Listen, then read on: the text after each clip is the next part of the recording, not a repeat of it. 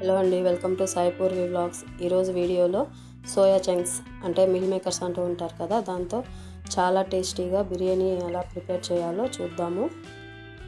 ఈ ప్రాసెస్లో కనుక చేసినట్టయితే బిర్యానీ చాలా టేస్టీగా ఉంటుందండి.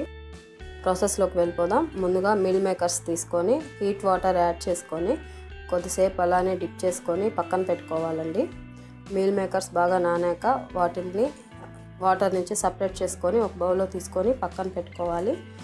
తర్వాత ఆనియన్స్, టమాటోస్, పచ్చిమిర్చి, పుదీనా, కొత్తిమీర ఇలాగా సన్నగా కట్ చేసి పెట్టుకోవాలి.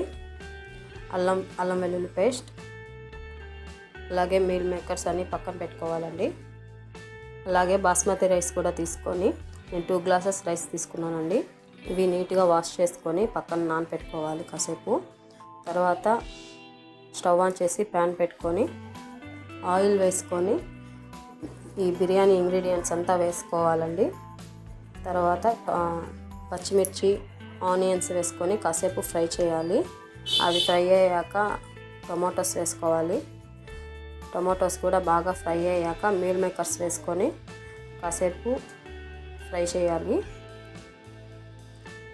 అవి ఫ్రై అయ్యాక మళ్ళీ అల్లం వెల్లుల్లి పేస్ట్ వేసుకొని మరి కాసేపు వేగనివ్వాలి.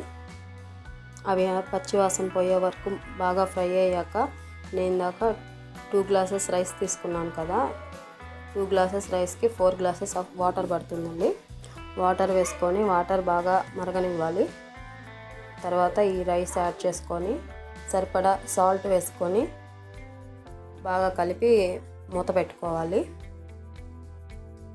మీడియం ఫ్లేమ్లో పెట్టుకొని కొద్దిసేపు ఒక 15 మినిట్స్ పాటు కుక్ చేసుకోవాలండి.